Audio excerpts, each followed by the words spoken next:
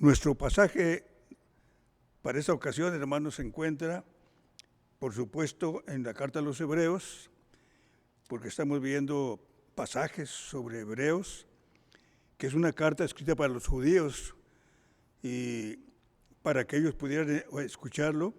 Entonces nuestro texto para ahora se encuentra en el capítulo 9, versículos del 13 al 15, y dice: porque si la sangre de los toros y los machos cabríos y las cenizas de la becerra rociados a los inmundos santifica para la purificación de la carne, ¿cuánto más la sangre de Cristo, el cual mediante el Espíritu Santo se ofreció a sí mismo sin mancha a Dios, limpiará vuestras conciencias de obras muertas para que sirváis al Dios vivo?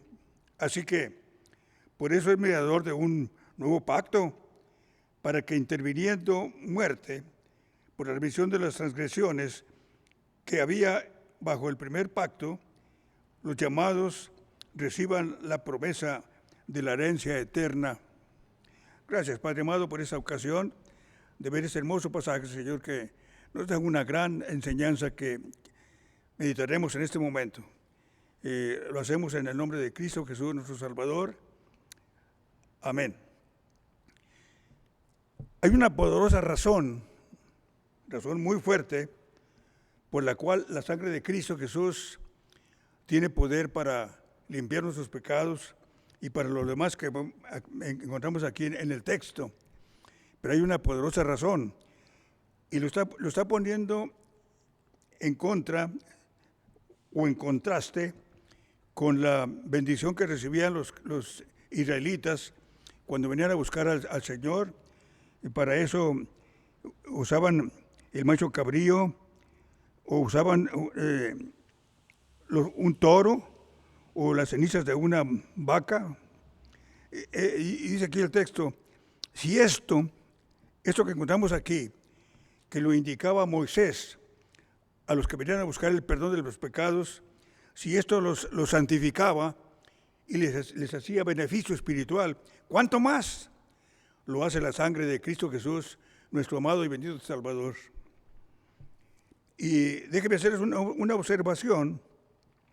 Ustedes notan, por ejemplo, allí en el versículo 13, que hay unas letras chiquitas que nos dan una referencia a lo que encontramos en el Antiguo Testamento y especialmente en el libro de Levítico. Es muy provechoso estudiar Hebreos a la luz de Levítico, porque aprendemos mucho y además podemos notar esa superioridad que tiene la sangre preciosa de Cristo Jesús, nuestro Salvador.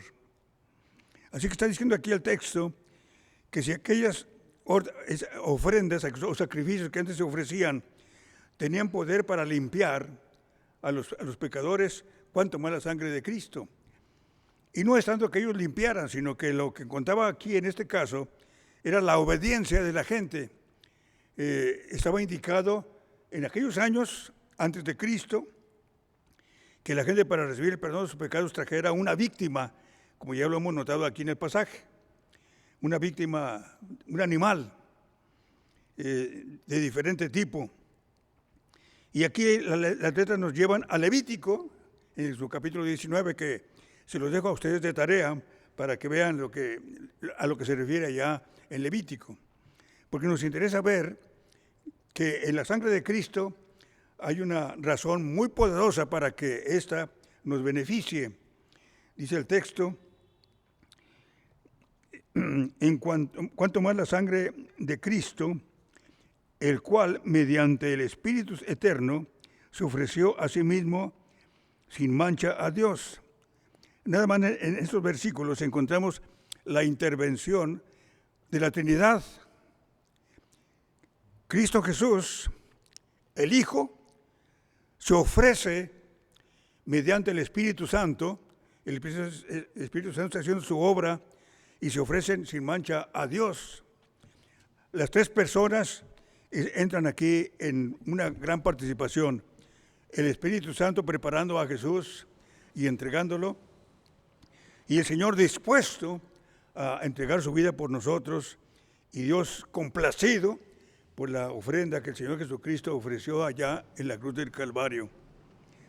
Recordemos que un día Juan el Bautista, cuando vio a Jesús, dijo: he aquí el Cordero de Dios que quita el pecado del mundo. Y en ese tiempo se mencionó un cordero porque también eran las víctimas que se ofrecían para la limpieza del pecado. Pero ahí estaba ya Cristo Jesús, que podía limpiar y bendecir a la gente que viene al Señor Jesús. Así que el Padre, el Hijo y el Espíritu Santo tomando una participación muy activa en esta obra. Por eso es que la sangre de Cristo tiene poder para limpiarnos, y sobre todo para lo que encontramos aquí en el texto. Dice: limpiará nuestras conciencias de obras muertas para que sirvamos al Dios vivo. Hay dos cosas aquí interesantes. Dice aquí: limpiará nuestras conciencias de obras muertas, de todo lo que hicimos en el pasado.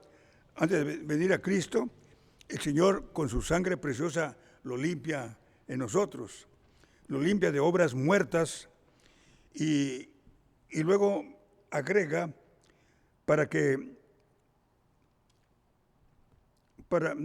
obras para que sirvamos al Dios vivo. Es decir, que respondamos a esa bendición que el Señor nos concedió, diciendo: Señor, aquí está mi vida, úsala para la alabanza de tu nombre.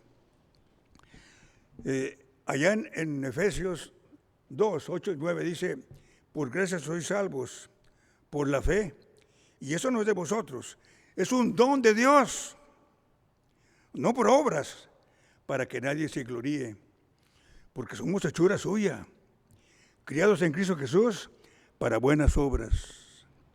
Y hay una razón especial por la cual el Señor se digna a bendecirnos por su gracia sin merecerlo, porque gracia es un favor que no se merece.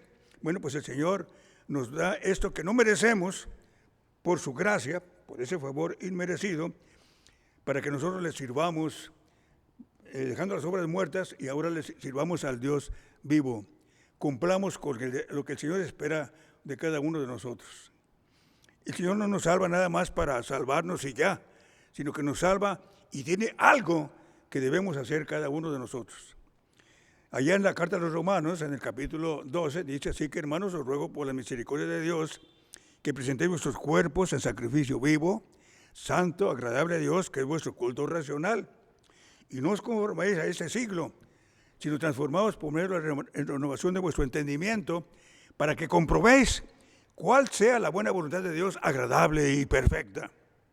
Es decir, haciendo eso que nos indica ahí Pablo en la carta a los Romanos, podemos experimentar la gracia, la voluntad de Dios en nosotros, que es agradable y perfecta. Y es algo no tanto que sabemos, sino que experimentamos, sentimos en lo íntimo de nuestro corazón, porque el Señor nos salva para eso, para que le sirvamos. Así que démosle gracias al Señor porque por la sangre preciosa de Cristo Jesús, derramada terriblemente allá en la cruz del Calvario y en el camino al Calvario, porque el Señor Jesús fue aprendido allí en el huerto de Getsemaní, y después fue cacheteado, golpeado por las gentes sin misericordia, y después azotado con unos chicotes especiales que cortaban, donde pegaba el chicote, ahí se rompía la piel. Así que el Señor Jesucristo fue derramar sangre desde que fue aprendido hasta que fue clavado allá en la cruz del Calvario. Y esa sangre preciosa es la que nos concede esta bendición de ser lavados de mala conciencia por su gracia, para que le podamos servir. Así que, amado hermano, si tú ya has recibido esa bendición de ser salvo, del perdón de tus pecados, ahora dile: Señor, ¿qué quieres que yo haga?